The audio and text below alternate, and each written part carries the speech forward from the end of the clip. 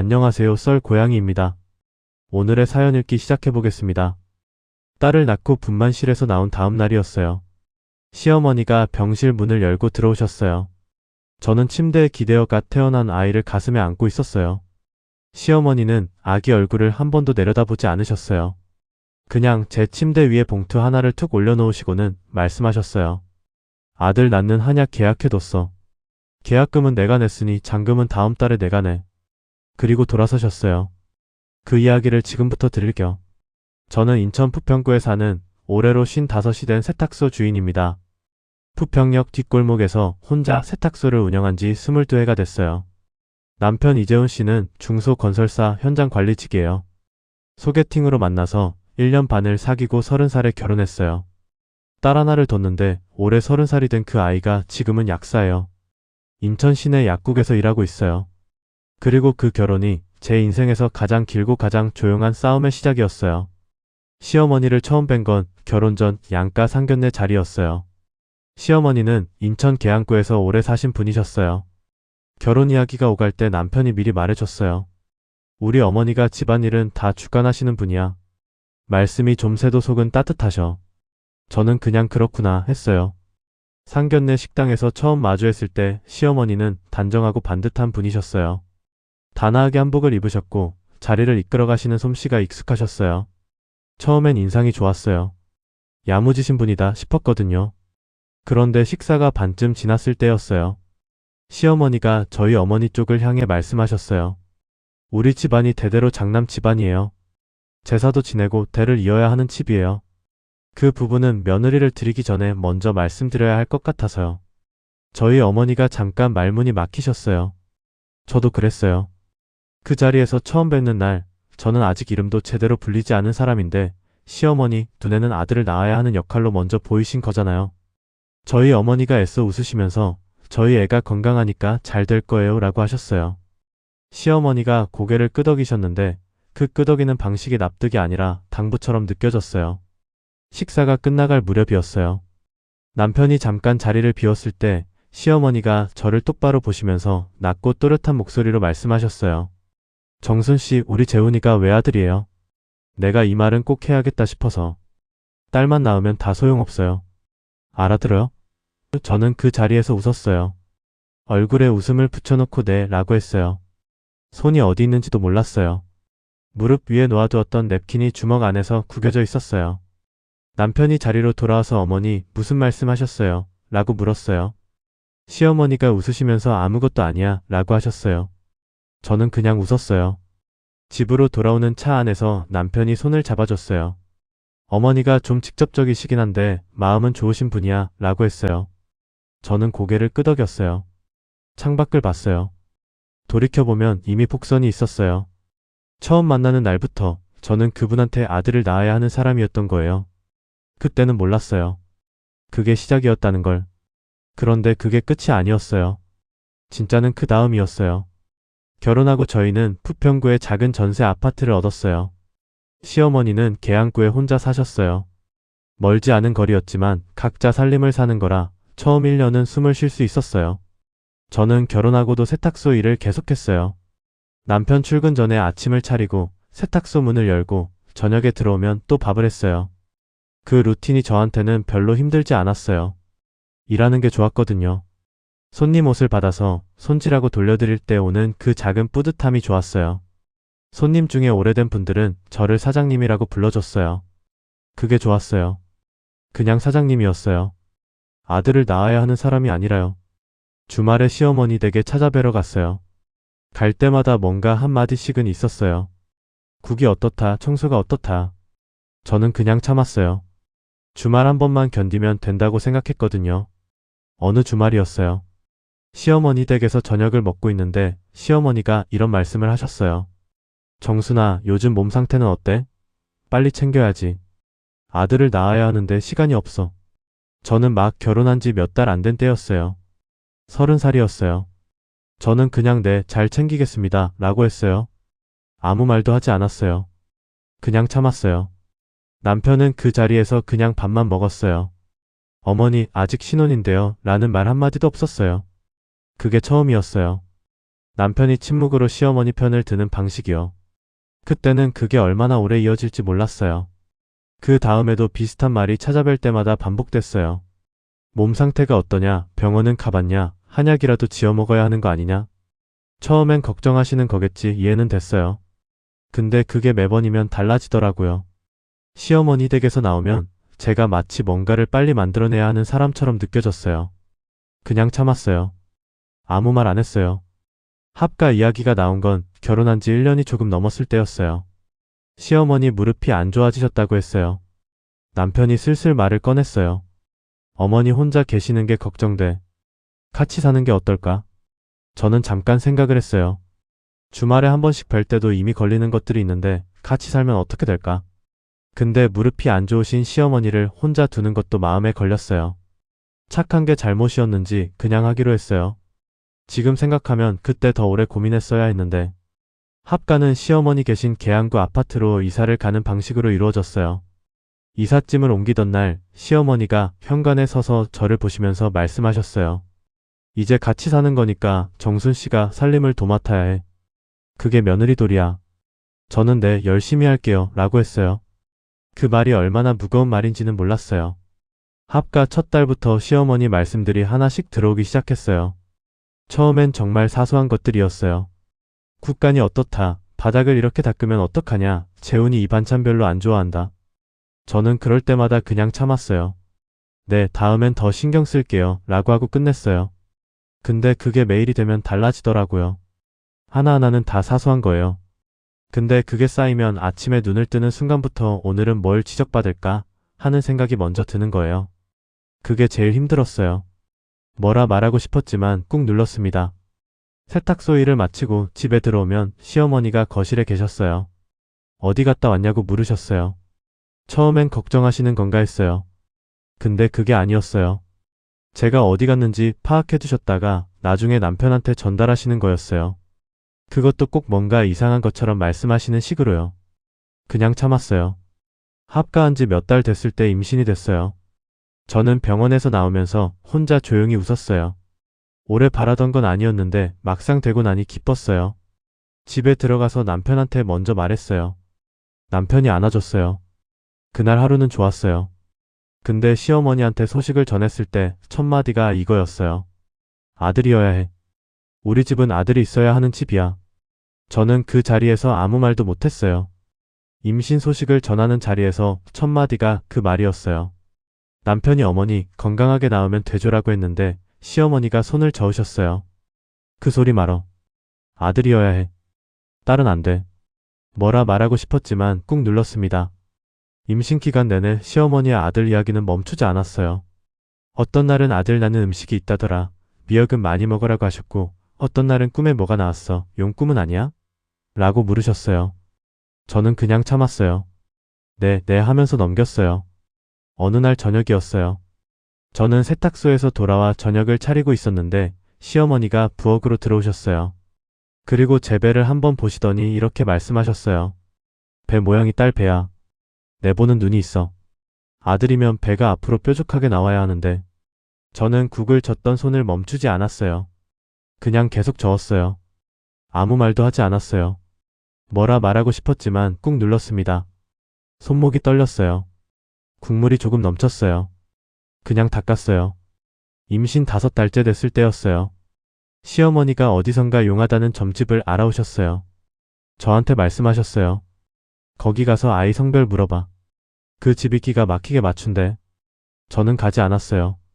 어느 날은 시어머니가 안방으로 들어오셔서 이불 위에 뭔가를 올려놓으셨어요. 붉은 실타래였어요. 이 실을 배에 감고 자면 아들이 생긴대. 어디서 들었어? 저는 그냥 고맙습니다 라고 했어요. 밤에 남편이 들어와서 그걸 보더니 실실 웃었어요. 어머니가 또 그 웃음이 나무라는 웃음인지 그냥 넘기는 웃음인지 저는 몰랐어요. 아무 말도 하지 않았어요. 그냥 참았어요. 배가 많이 불러오면서 세탁소 일이 힘들어졌어요. 오래 서 있기가 힘든 날도 있었어요. 남편이 조금만 쉬지 라고 했지만 저는 그냥 나갔어요. 세탁소가 저한테 남은 유일한 공간이었거든요. 거기서 일하는 동안만큼은 아무도 제 배 모양을 보면서 딸 배니 아들 배니 하지 않았어요. 손님 옷을 받고 손질하는 그 시간이 좋았어요. 어느 날 세탁소 단골 손님이 제 배를 보면서 물었어요. 아이 성별 알아요? 저는 모른다고 했어요. 손님이 웃으면서 말했어요. 딸이어도 아들이어도 다 복이에요. 그 말이 유독 오래 귓속에 남았어요. 사실 딸이었어요. 시어머니께는 비밀로 했어요. 산딸이 됐어요. 진통이 새벽에 왔어요. 남편이 불이 나게 차를 몰았어요. 분만실에서 나온 아이를 처음 봤을 때 저는 그냥 울었어요. 작고 빨간 얼굴이었어요. 손가락이 5개였어요. 발가락도 5개였어요. 저는 그 아이를 안고 오래 울었어요. 남편도 울었어요. 그날 하루는 진짜로 다 괜찮았어요. 저는 그 순간 생각했어요. 이 아이가 오면 뭔가 달라지겠지. 시어머니도 안아보시면 달라지실 거야. 할머니가 되시면 다르실 거야. 돌이켜보면 이미 폭선이 있었어요. 그 생각 자체가 잘못됐다는 걸 저는 그때 몰랐어요. 시어머니가 병실에 오신 건 분만 다음 날이었어요. 저는 침대에 기대어 아이를 안고 있었어요. 문이 열리는 소리가 났어요. 시어머니였어요. 저는 반사적으로 아이 쪽으로 눈이 갔어요. 아이를 보여드리고 싶었어요. 시어머니는 아이 쪽을 보지 않으셨어요. 제 침대 쪽으로 걸어오시더니 손에 들고 오신 봉투를 침대 위에 툭 올려놓으셨어요. 하얀 봉투였어요. 시어머니가 말씀하셨어요. 아들 낳는 한약 계약해뒀어. 좋은 데서 지은 거야. 계약금은 내가 냈으니까 잔금은 다음 달에 내가 내. 저는 그 말을 들으면서 아이를 더 꽉 안았어요. 더 이상 할 말이 없었어요. 시어머니는 그 자리에서 돌아서셨어요. 아이 얼굴을 한 번도 보지 않으셨어요. 단 한 번도요. 병실 문이 닫혔어요. 저는 아이를 안은 채로 천장을 봤어요. 눈에서 뭔가가 나올 것 같은데 나오지 않았어요. 텅 빈 느낌이었어요. 갓 태어난 아이가 제 품에서 숨을 쉬고 있었어요. 그 숨소리가 느껴졌어요. 저는 그냥 그 숨소리를 들었어요. 오래 들었어요. 아이 이름은 이서연이라고 지었어요. 남편이 지어줬어요. 시어머니는 이름 짓는 일에 관여하지 않으셨어요. 나중에서야 알았어요. 아들이었으면 시어머니가 진작 이름을 정해두셨을 거라는 걸. 서연이가 집에 오고 나서 첫 한 달은 정신이 없었어요. 밤마다 수유를 하면서 거의 눈을 못 붙였어요. 시어머니는 그 기간 동안 한 번도 아이를 안아주신 적이 없었어요. 어느 새벽이었어요. 서연이가 울어서 제가 일어나 달래고 있는데 시어머니 방에 불이 켜지더니 문이 열렸어요. 저는 잠깐 기대했어요. 좀 도와주시러 나오시나 싶어서요. 시어머니가 말씀하셨어요. 아이 울음소리가 너무 커서 내가 잠을 못 자겠어. 좀 어떻게 해봐. 저는 서연이를 더 꼭 안았어요. 아무 말도 하지 않고요. 그냥 참았어요. 서연이가 돌이 지나고 걷기 시작할 무렵이었어요. 잠깐 나아지나 싶었던 분위기는 이미 예전으로 돌아와 있었어요. 시어머니는 서연이를 살갑게 대하시는 법이 없었어요. 서연이가 뭔가를 가져다 드리거나 재롱을 피우면 시어머니가 그냥 그래 하고 짧게만 넘기셨어요. 어떤 날은 서연이가 할머니한테 손을 내밀면서 다가갔는데 시어머니가 시선을 돌리시는 걸 봤어요. 저는 그걸 보면서 아무 말도 하지 않았어요. 그냥 참았어요. 서연이가 아직 어리니까 모르겠지 싶었어요. 근데 아이는 다 느껴요. 아이들은요. 서연이가 3살이 됐을 때였어요. 설날에 시누이 식구들도 왔어요. 시누이는 아들이 하나 있었어요. 시어머니가 그 아이 그러니까 시어머니 손자한테는 아주 달랐어요. 이름을 불러주셨어요. 머리를 쓰다듬어 주셨어요. 뭘 먹고 싶냐고 물어보셨어요. 서연이는 그 자리에서 조용히 앉아 있었어요. 저는 부엌에서 음식을 나르면서 서연이를 봤어요. 서연이도 할머니가 사촌 오빠를 대하는 걸 보고 있었어요. 3살짜리 아이가요. 그때 서연이가 할머니한테 다가가서 작은 손을 내밀었어요. 할머니하고요. 시어머니가 잠깐 서연이를 보시더니 그냥 고개를 돌리셨어요. 저는 그 장면을 부엌에서 봤어요. 국자를 들고 있었는데 손에 힘이 빠지는 느낌이었어요. 뭐라 말하고 싶었지만 꾹 눌렀습니다. 서연이가 5살이 됐을 때였어요. 시어머니가 서연이를 이름으로 부르신 적이 없다는 걸 그때 처음 알아챘어요. 항상 걔라고 하셨어요. 서연이가 뭔가를 가져다 드려도 그래, 짧게만 넘기셨어요. 남편한테 한번 말했어요. 어머니가 서연이를 좀 안 예뻐하시는 것 같아. 남편이 대답했어요. 그냥 그런 성격이신 거야. 원래 표현을 잘 못하시잖아. 저는 더 말하지 않았어요. 그냥 참았어요. 표현을 못 하시는 게 아니었어요. 안 하시는 거였어요. 그 차이를 남편은 몰랐거나 알고도 모른 척한 거였어요. 서연이가 7살이 되던 해 설날이었어요. 세배를 하고 나서 시어머니가 세뱃돈을 나눠주셨어요. 시누이 아들한테는 하얀 봉투를 주셨어요. 서연이한테는 그냥 1,000원짜리 지폐 몇 장을 손에 쥐어주셨어요. 아이들이 나란히 앉아서 받는 그 장면이 지금도 눈에 선해요. 서연이는 그걸 보면서 아무 말도 안 했어요. 그냥 고맙습니다 라고 했어요. 7살짜리 아이가요. 그 모습을 보면서 저는 다리에 힘이 없었어요. 뭐라 말하고 싶었지만 꾹 눌렀습니다. 남편도 그 자리에 있었어요. 아무 말도 하지 않았어요. 서연이가 초등학교에 올라가던 해 추석이었어요. 차례 준비를 하면서 시어머니가 저한테 이런 말씀을 하셨어요. 정순 씨, 제사는 아들이 있어야 제대로 지내는 거야. 우리 재훈이 대해서 대가 끊기면 어떡해? 생각이 있어? 저는 그 말을 듣고 설거지하던 손을 잠깐 멈췄어요. 그냥 다시 했어요. 아무 말도 하지 않았어요. 뭐라 말하고 싶었지만 꾹 눌렀습니다. 서연이가 옆방에서 책을 읽고 있었어요. 들었는지 못 들었는지 몰랐어요. 그게 무서웠어요. 서연이가 초등학교를 다니면서 저와의 시간이 늘었어요. 학교에서 돌아오면 가방을 던지고 엄마 하면서 달려왔어요. 그 목소리가 좋았어요. 저는 세탁소 일을 마치고 집에 오는 길이 그때부터 조금 달랐어요. 서연이가 기다리고 있으니까요. 오늘 학교에서 뭐 했어? 밥은 맛있었어. 친구는? 선생님은? 서연이가 제잘제잘 이야기를 하면 저는 그냥 들었어요. 그 시간이 그날 하루 중 제일 좋은 시간이었어요. 세탁소 일이 끝나고 돌아와 저녁을 차리고 시어머니 수발을 드는 사이에 서연이랑 나누는 그 짧은 이야기가 하루를 버티게 해줬어요. 몸은 지쳐 있었어요.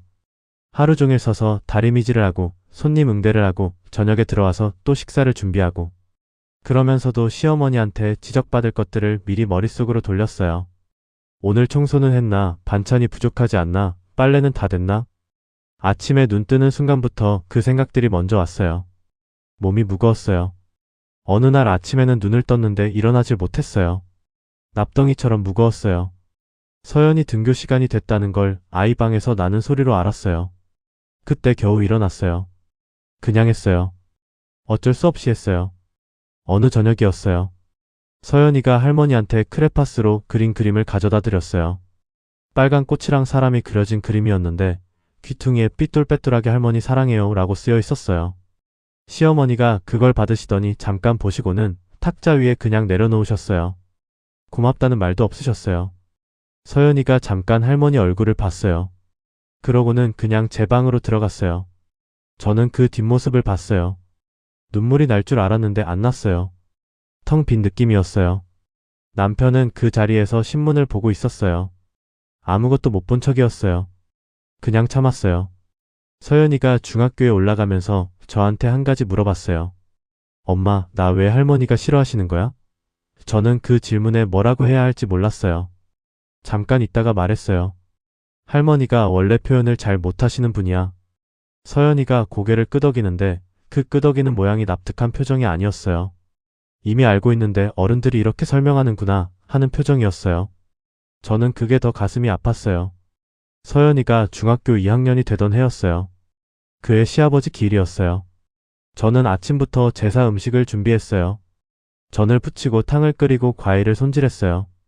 시누이 식구들도 왔어요. 시누이는 아들이 둘이었는데 그 아이들이 이미 제법 컸어요. 시어머니가 그 아이들한테는 달랐어요. 이름을 불러주셨어요. 머리를 쓰다듬어 주셨어요. 밥 먹고 가야지, 뭘 먹고 싶어? 라고 물어보셨어요. 서연이는 그 자리에서 조용히 앉아 있었어요. 저는 부엌에서 음식을 나르면서 서연이를 봤어요. 서연이도 저를 봤어요. 눈이 마주쳤는데 아이가 먼저 시선을 내렸어요. 제사가 시작됐어요. 어른들이 차례로 절을 했어요. 시누이 아들들이 절을 했어요. 그 다음 순서였어요. 서연이가 자리에서 일어나서 제사상 앞으로 나갔어요. 무릎을 꿇으려는 순간이었어요. 시어머니 손이 서연이 어깨를 밀었어요. 세게 밀지는 않으셨어요. 그냥 밀어내듯이요. 그리고 말씀하셨어요. 너는 나가 있어. 여자는 제사 못 지낸다. 서연이가 그 자리에서 굳었어요. 저도 굳었어요. 남편은 그 자리에 있었어요. 아무 말도 하지 않았어요. 시누이도 아무 말도 하지 않았어요. 서연이가 자기 어깨를 한번 봤어요. 밀려난 자리를요. 그리고 조용히 거실로 나갔어요. 저는 그 뒷모습을 보면서 다리에 힘이 없었어요. 숨이 막혔어요. 지금 방금 일어난 일이 제 눈앞에서 일어난 일인지 믿어지지 않았어요. 중학생 아이가 제사상 앞에서 절을 하려다가 할머니한테 어깨를 밀려서 나간 거잖아요. 남편이 보고만 있었잖아요. 저는 부엌으로 돌아갔어요. 싱크대 앞에 서서 수도꼭지를 틀었어요. 물소리가 크게 났어요. 그 물소리를 들었어요. 그 물소리가 없었으면 그 자리에서 무너졌을 것 같아서요. 제사가 끝나고 밥을 차렸어요. 서연이는 밥을 먹지 않고 방에 있었어요. 저는 밥상을 차리면서 방문 쪽을 봤어요.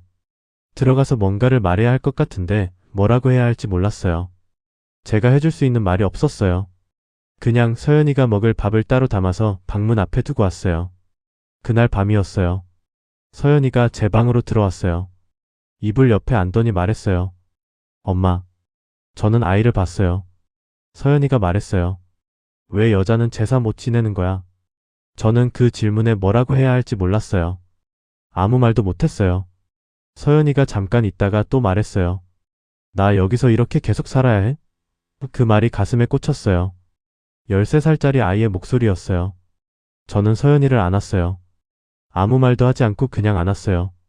서연이가 제 품에서 가만히 있었어요. 한동안 그렇게 있었어요.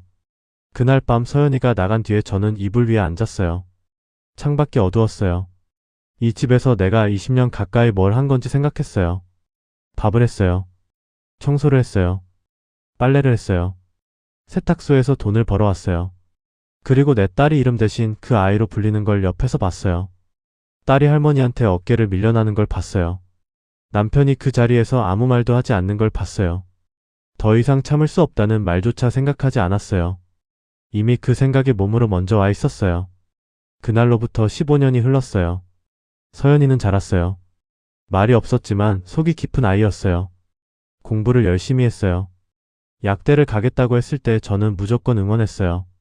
학비가 걱정됐지만 세탁소를 더 열심히 하면 됐어요. 남편도 힘을 보탰어요. 서연이는 약대를 졸업하고 인천 시내 약국에 취업했어요. 올해 30살이에요. 그 사이에 저와 남편 사이는 점점 멀어졌어요. 남편은 어머니 편이었고 저는 서연이 편이었어요. 그게 점점 선명해졌어요. 어느 해 시아버지 기일이었어요. 서연이가 약사로 취업한 첫 해였어요. 28살이었어요. 친척들이 다 왔어요. 시누이 아들들도 이제 어엿한 어른이 됐어요. 제사 준비를 저와 서연이가 같이 했어요. 서연이가 부엌에서 전을 부치는 걸 도와줬어요. 나란히 서 있는 그 시간이 좋았어요. 제사가 시작됐어요. 어른들이 차례로 절을 했어요. 시누이 아들들이 절을 했어요. 서연이가 일어나서 제사상 앞으로 나갔어요. 저는 그 뒷모습을 봤어요. 서연이가 무릎을 꿇으려는 순간이었어요. 시어머니 목소리가 들렸어요. 서연아, 너는 나가 있어. 여자는 제사 못 지낸다고 했잖아. 15년 전 그 말과 똑같은 말이었어요. 저는 그 순간 숨을 참았어요. 서연이가 시어머니를 봤어요. 잠깐 있었어요. 그리고 서연이가 말했어요. 네, 딱 그 한마디였어요. 서연이가 자리에서 일어났어요. 외투를 집어들었어요. 가방을 들었어요. 그리고 현관 쪽으로 걸어갔어요. 저는 그 뒷모습을 봤어요. 멈출 줄 알았어요. 돌아볼 줄 알았어요. 서연이는 멈추지 않았어요. 현관문이 열렸어요. 그리고 닫혔어요. 조용히 닫혔어요. 방 안이 잠깐 멈춘 것 같았어요. 남편이 서연이 이름을 불렀어요. 서연아. 대답이 없었어요. 시어머니가 말씀하셨어요. 저 애가 지금 어딜 가는 거야? 저는 그 순간 제 손을 봤어요. 그리고 일어났어요. 가방을 들었어요. 외투를 들었어요. 시어머니가 저를 봤어요. 정순 씨는 어디 가는 거야? 저는 말했어요. 딸한테 가요. 그리고 현관으로 나갔어요. 남편이 뭔가 말했어요. 저는 듣지 않았어요. 폭도에 나오니 서연이가 엘리베이터 앞에 서 있었어요. 저를 보더니 아무 말도 하지 않았어요. 둘이 그냥 엘리베이터를 탔어요. 내려가는 동안 아무 말도 하지 않았어요. 아파트 밖으로 나왔어요. 찬 공기가 얼굴에 닿았어요. 서연이가 그제야 저를 봤어요. 아이 눈가가 붉어져 있었어요. 저는 서연이 손을 잡았어요. 그냥 잡았어요. 아무 말 하지 않고요. 근처 카페로 걸어갔어요. 서연이가 따뜻한 걸 시켜줬어요. 저는 두 손으로 컵을 감쌌어요. 서연이가 먼저 말했어요. 엄마, 나 가방 들고 나온 거 봤어? 저는 서연이를 봤어요. 서연이가 말했어요. 오늘 그냥 나오려고 가방 싸놨어. 엄마도 같이 나올 줄은 몰랐어. 저는 그 말을 들으면서 손이 떨렸어요. 그 가방이 즉흥적으로 챙긴 게 아니라는 걸 알았어요. 서연이가 오래 생각해온 것이었다는 걸요. 서연이가 가방에서 봉투 하나를 꺼냈어요. 저한테 내밀었어요. 봉투 안에는 서류 2장이 들어 있었어요. 하나는 부평구에 있는 빌라 전세 계약서였어요. 이미 서연이 이름으로 계약이 완료된 것이었어요. 다른 하나는 손으로 쓴 편지였어요. 서연이가 쓴 거였어요. 저는 그 편지를 읽었어요. 짧은 편지였어요. 엄마, 사실 나 이미 준비해뒀어. 엄마가 나올 준비가 되면 언제든지 여기로 오면 돼. 내가 옆에 있을게. 그게 전부였어요. 저는 그 편지를 읽고 한동안 고개를 들지 못했어요. 서연이가 이걸 준비한 게 언제부터인지 몰라요. 약사가 된 지 이제 갓 1년이 됐는데 그 사이에 이미 이걸 준비해뒀던 거잖아요. 엄마가 나올 날을 기다리고 있었던 거잖아요. 저는 편지를 접어서 봉투에 다시 넣었어요. 그리고 서연이를 봤어요. 서연이가 저를 봤어요. 저는 아무 말도 하지 않았어요. 서연이도 아무 말도 하지 않았어요. 그냥 그렇게 마주 봤어요. 그날 밤 저는 집으로 돌아갔어요. 서연이는 친구네 집에 있겠다고 했어요. 집에 들어가니 남편이 기다리고 있었어요. 시어머니는 방에 계셨어요. 남편이 저한테 말했어요. 서연이 왜 그렇게 나간 거야? 어머니 기분 많이 상하셨어. 저는 남편을 봤어요. 오래 봤어요. 그리고 말했어요. 재훈 씨, 서연이가 제사 앞에서 밀려난 게 오늘이 처음인 줄 알아요? 남편이 아무 말도 하지 않았어요. 저는 방으로 들어갔어요. 이불 위에 앉았어요. 창밖이 어두웠어요. 서연이 편지가 가방 안에 있었어요. 그 편지 생각이 났어요. 엄마가 나올 준비가 되면 언제든지. 저는 새벽까지 잠을 못 잤어요. 눈은 감기는데 잠이 오지 않았어요. 이 집에서 내가 25년을 어떻게 살았는지 생각했어요. 딸이 이름 대신 그 아이로 불리는 걸 봤어요. 딸이 할머니한테 어깨를 밀려나는 걸 봤어요. 남편이 그 자리에서 아무 말도 하지 않는 걸 봤어요. 그걸 25년 동안 봤어요. 서연이는 그걸 30년 동안 살았어요. 새벽 3시였어요. 결심이 섰어요. 나도 나갈 준비를 해야겠다고요. 서연이가 미리 자리를 만들어뒀으니까 이번엔 내가 걸어가면 됐어요. 다음날 아침이었어요. 저는 평소처럼 일어났어요. 밥을 했어요. 시어머니 밥상을 차렸어요. 남편 출근을 챙겼어요. 아무 일도 없는 것처럼요. 남편이 나간 뒤에 세탁소에 나갔어요. 일을 하면서 머릿속으로 정리를 했어요. 무엇부터 해야 하나? 법률 상담을 받아야 했어요. 이혼 절차가 어떻게 되는지 알아야 했어요. 점심시간에 세탁소를 잠깐 닫고 나갔어요. 사무실을 나오면서 핸드폰을 꽉 쥐었어요. 처음으로 발이 땅에 단단하게 붙어있는 느낌이었어요. 세탁소로 돌아오는 길에 서연이한테 문자를 보냈어요. 오늘 저녁에 밥 먹자고요. 서연이가 바로 답장을 했어요. 응 엄마, 내가 살게. 서연이를 만나서 밥을 먹으면서 말했어요. 서연아, 엄마가 이혼하려고 해. 서연이가 저를 봤어요. 잠깐 있다가 말했어요. 엄마 빨리 해. 딱 그 한마디였어요. 그 말이 웃기기도 하고 고맙기도 했어요. 저는 그냥 웃었어요. 통장을 확인했어요. 25년 동안 세탁소 일을 하면서 조금씩 모아둔 돈이 있었어요. 많지는 않았지만 혼자 시작하기엔 충분한 돈이었어요. 그 돈이 제 것이라는 걸 그날 처음으로 실감했어요. 짐은 며칠에 걸쳐 조금씩 뺐어요. 중요한 서류들, 제 옷, 서연이 어릴 때 사진 앨범. 시어머니도 남편도 눈치채지 못하게 조금씩요. 세탁소는 제 명의였어요. 계속 운영할 거였어요. 이혼 합의 절차는 서연이가 곁에서 도와줬어요. 변호사를 소개해주기도 했어요. 제가 혼자 할 수 없는 부분을 서연이가 채워줬어요. 역할이 바뀐 것 같은 느낌이었어요. 이번엔 아이가 엄마를 이끌어주는 거였어요. 나쁘지 않은 느낌이었어요. 오히려 따뜻했어요. 마지막 날 아침은 이상하게 맑았어요. 가을이 막 시작되는 때였는데 창문으로 들어오는 햇볕이 환했어요. 저는 평소처럼 일어났어요. 밥을 했어요. 된장찌개를 끓였어요. 반찬을 차렸어요. 시어머니 밥상을 차려드렸어요. 남편 출근 준비도 챙겼어요.